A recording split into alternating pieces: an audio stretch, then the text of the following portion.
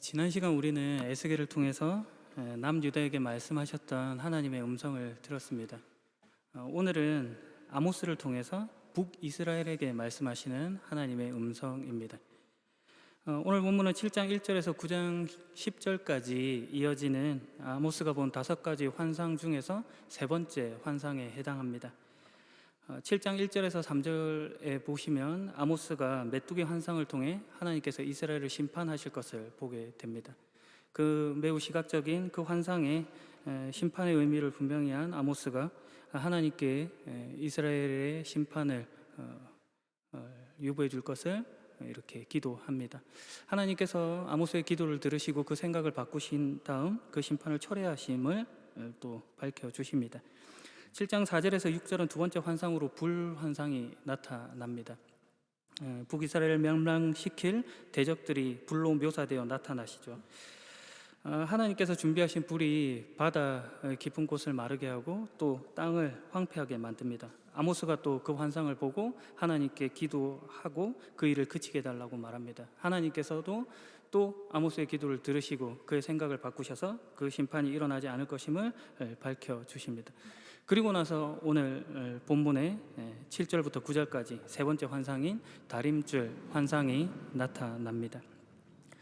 다림줄은 원래 납이라는 의미에서 온 그런 유래된 말입니다.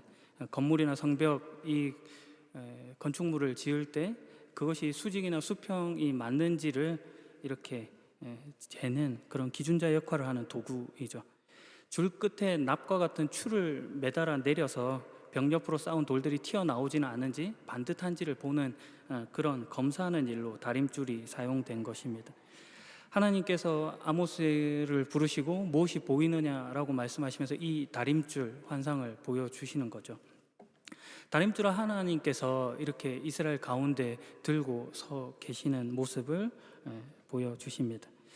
하나님께서 기준이 없이 내키는 대로 이렇게 자기 마음대로 어떤 일을 하시는 것이 아니라 분명한 그런 객관적인 그런 도구로서 그들을 살피고 있다라는 것을 밝혀주는 것입니다.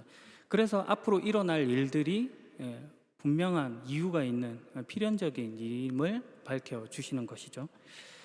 이 환상 뒤에는 앞서 메뚜기 환상이나 불 환상에서 즉각적으로 보여졌던 아모스의 기도가 나타나지 않습니다.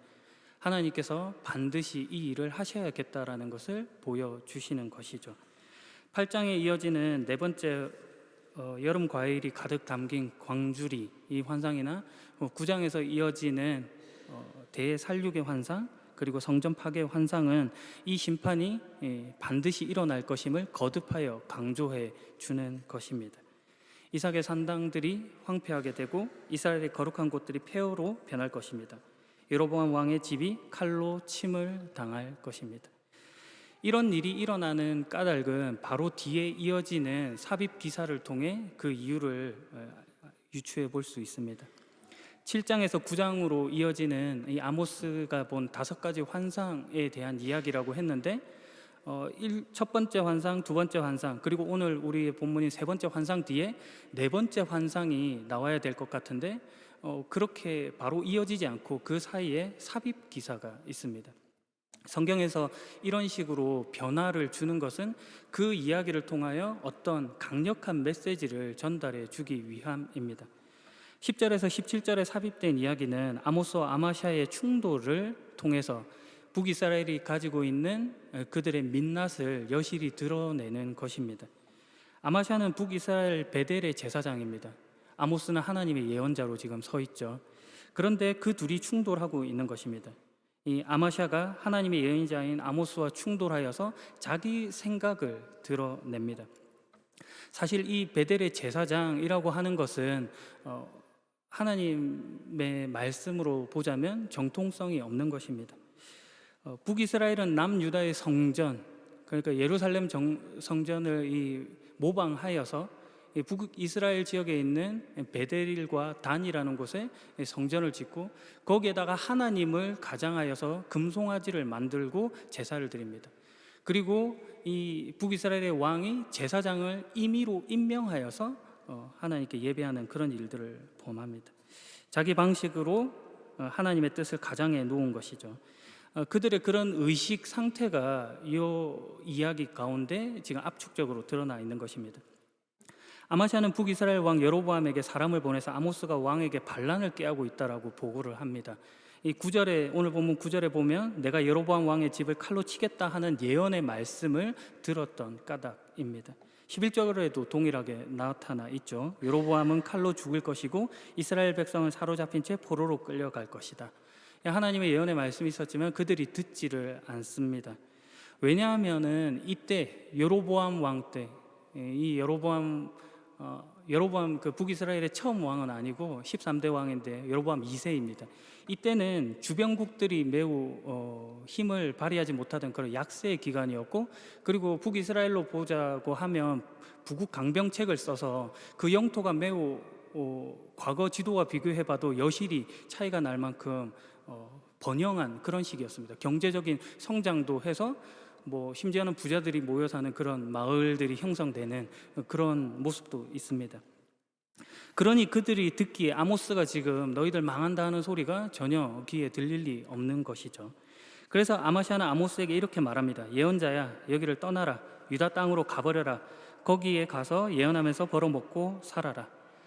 아모스 1장 1절을 보면 이 아모스는 드고아 마을의 목자라고 소개하고 있습니다. 이 드고아 지역은 유다 광야에 위치한 곳인데요. 예루살렘으로부터 남쪽으로 15km 떨어져 있는 해발 1000m 정도 되는 그 높은 고지대입니다. 아모스의 출신 배경이 남유다인 것이죠. 남유다 출신인데 지금 북이스라엘에서 예언하고 있는 것입니다. 아마시아 입장에서는 네가 너희 고향으로 돌아가서 거기서 예언하라고 하는 그런 모습인 겁니다. 참고로 아모스 이 드고아 마을의 목자라고 소개하고 있는데, 이 목자라고 하니까 여러분들이 가지는 선입견이 있을 것 같아서 잠시 소개하려고 합니다. 목자 하면 가난한 양치기를 떠올리게 마련인데, 성경에서 그렇게 가난한 양치기를 뜻하는 목자라는 말은 히브리어로 로에라고 하고 성경에 한 170회 정도 쓰입니다. 그런데 여기서는 그런 이미지의 단어가 아닙니다. 여기서는 노케드라고 하는 그런 단어를 썼는데요. 성경에 딱 2번 나옵니다. 열왕기하 3장 4절에 나오는데, 이 노케드라는 단어는 나카드라는 단어에서 유래한 말입니다. 이 나카드가 뭐냐면 볼품은 없는데 그 당시에 매우 귀한 값으로 팔린 작은 양을 뜻하는 말입니다. 그 귀하고 값비싼 양을 취급하던 목자를 가리켜서 이 노케드라는 말을 쓴 것이죠. 그러니까 지금 이 아모스가 그런 사람이었다는 것이죠. 이 아모스에 대한 그 목자하니 가진 어떤 편견들, 그런 것들을 버릴 필요가 있겠습니다.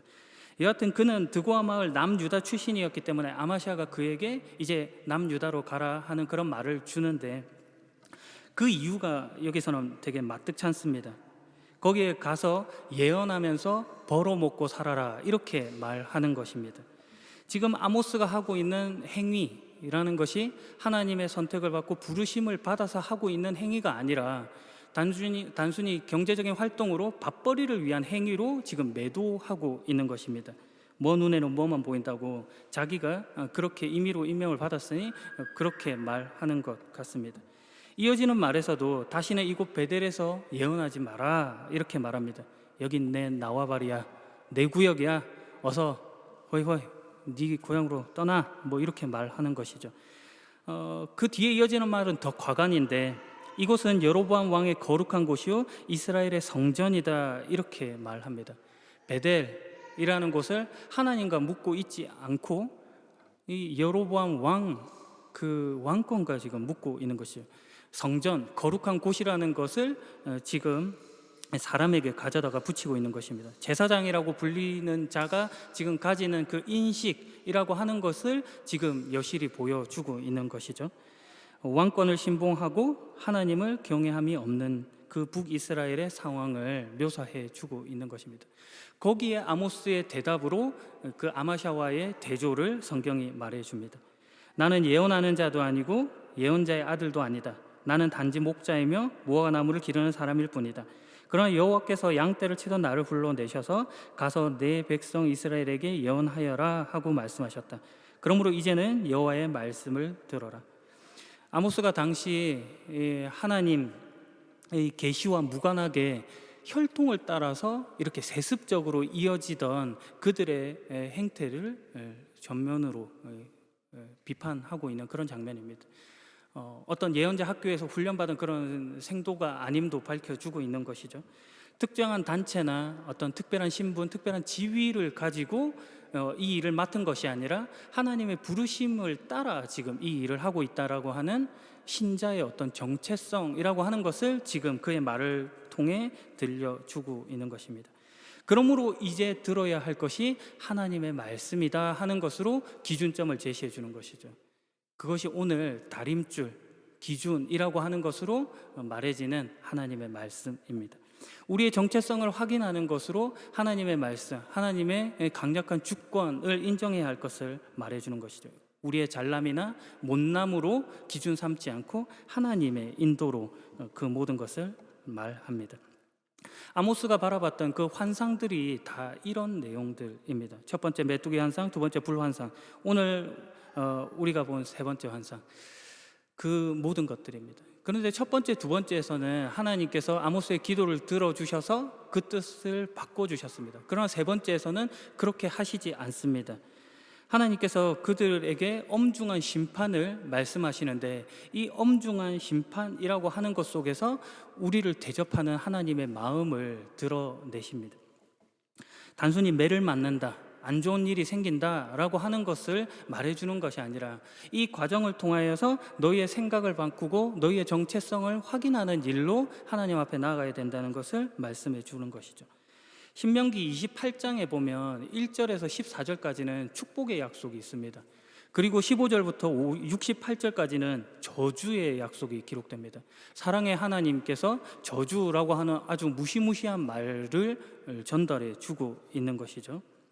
그러나 그것은 너 이렇게 살면 망한다, 그냥 이제 끝이다, 뭐 이런 차원으로 주는 것이 아니고 복 받는 것과 저주 받는 것이 무엇인지에 대해서 이야기해 주는 것입니다. 더 매맞는 것 속에서 내 말을 외면하고 소홀히 하고 할 때 그 받는 저주, 너희들이 느끼기에 그 불편함, 그 속에서 가지는 어떤 확실한 어떤 분명함, 이런 것들을 하나님께서 알게 하시는데 그 저주가 너희들에게 더 강력하게 다가오는 것이라고 한다면 하나님의 축복이라고 하는 것은 얼마나 더 선명한 것인가 하는 것으로 지금 이 말씀들이 주어져 있는 것입니다. 그리고 이것은 거듭하여 설교 때마다 말씀드리는 것이지만 네가 이것을 지키면은 너희가 복을 받고 안 지키면 벌 받는다 하는 것으로 주어져 있는 것이 아니고 이미 너는 내 백성으로 부름받은 자인데 너희가 이 길 가운데 서 있다라는 것으로 지금 주는 말인 것입니다. 그 놓여진 길 가운데 축복과 저주가 나타나지만 그 시작이라고 하는 것은 하나님께서 그에게 약속된 길을 가는 중에 복 주시기 위하여 불러놓은 길이다라는 것을 밝히는 것이죠. 아브라함을 여러분 한번 보십시오. 아브라함 이야기 가운데 너 잘하면은 복 받고 잘못하면 벌 받는다 이렇게 시작하는 이야기는 없습니다. 내가 너를 나의 백성으로 불렀다, 내 백성 삼았다, 그러니 내가 복 주겠다. 거기에 두 가지 길은 제시되지 않습니다. 복된 약속뿐이죠. 복 주시기 위해 부르시고 거기에 내용을 담습니다. 이스라엘 백성들을 고통받던 이집트 땅에서 끄집어내었을 때 너 이제 잘하는지 한번 두고 보자 이렇게 불러내신 것이 아니란 말입니다. 끄집어내셨을 때 아브라함에게 하신 약속과 같이 그들을 하나님의 백성, 자녀 삼기 위해 부르시고 복 주시기 위해 불렀다는 것입니다. 이스라엘 백성들이 하나님의 말씀을 듣지 않아서 마음에 들지 않는 행동을 할 때 하나님께서 나타나셔서 그들을 꾸짖는 것은 꾸짖어서 복 주시기 위하여 너를 불렀다 이렇게 이야기하고 있는 것입니다. 그래서 결국 우리가 하나님을 알고 우리가 누구인지를 알아서 하나님과 깊은 관계 맺음으로 나아가는 그 중요한 사실을 깨닫게 하시기 위함이라고 말하는 것이죠. 이것이 복입니다. 오늘 본문에서도 그것이 다시금 확인되는 것입니다. 하나님께서 직접 다림줄을 잡고 늘어뜨리실 때 그 모습을 보십시오. 중심을 잡고 계신 하나님께서 이렇게 말씀하십니다. 내가 내 백성 이스라엘 가운데 저 못된 반역한 내가 내게서 저주받아 끊어질 저 백성이라고 하지 않으시고 내 백성이라고 말씀하십니다. 하나님과 이스라엘 관계를 묶으시죠. 저들이 잘못했다고 이제 그 약속을, 그 관계를 취소하지 않으신다라는 것을 이런 말들을 통해 보여주시는 것이죠. 너희 잘못하면 버린다, 그런 저주가 없는 것입니다. 그런데 또 이런 말씀도 주십니다. 다시는 그들을 불쌍히 여기지 않겠다. 앞서 두 번의 환상 가운데서 돌이키셨던 하나님께서 이제는 그들을 불쌍히 여기지 않겠다 하는, 돌이키지 않겠다 하는 어떤 단호함, 이런 것들을 보여주시죠. 이 하나님의 단호함이라고 하는 것은 그 앞서 인간이 가졌던 어떤 소원, 기대, 그런 것들을 들어주시는 하나님의 면모를 보여주지만 이제는 너희들의 생각과 다른 내 의지, 내 생각이 어떤 일들을 만들어 가는지를 강력하게 설명하기 위하여 이 일을 말씀하시는 것입니다.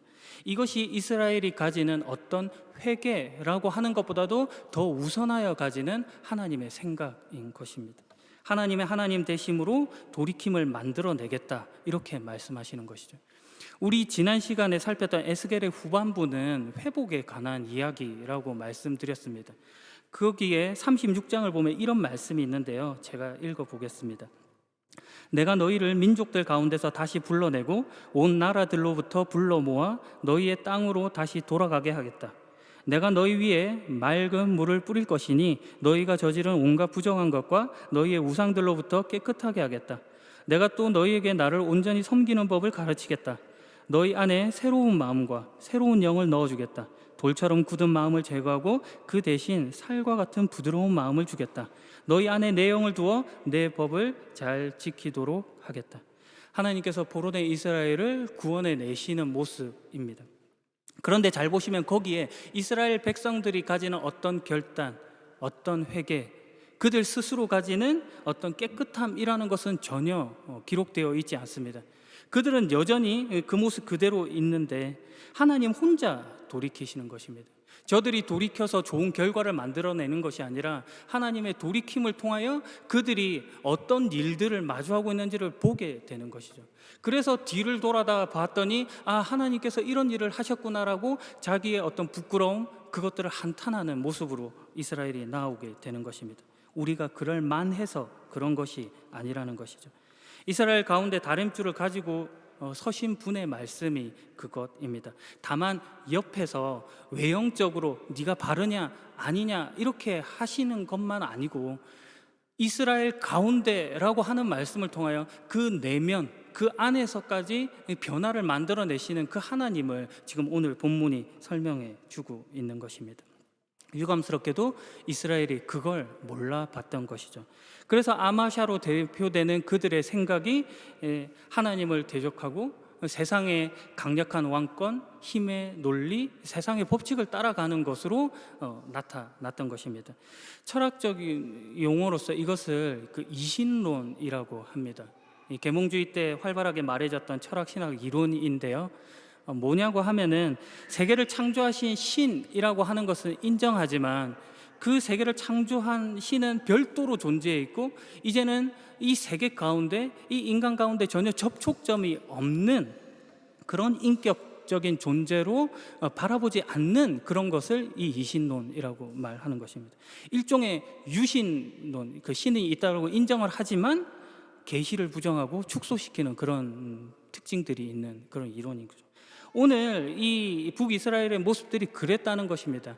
하나님이 계시다고 하는 사실을 인정하지만 그 최종적인 권위에 있어서는 하나님은 이 세계와 무관하신 분으로 지금 대하고 있더라는 것이죠. 그래서 여로보암의 거룩함이라고 하는 그런 어떤 세상적인 그런 눈에 보이는 그런 것으로 자기의 최종 권위를 삼고 있더라는 것이 지적받고 있는 것입니다. 하나님을 추앙하는 신앙인이 아니고 어떤 종교인의 코스프레를 가지고 살아가고 있었던 것이죠. 거기에 하나님께서 다림줄을 세우시는 것입니다.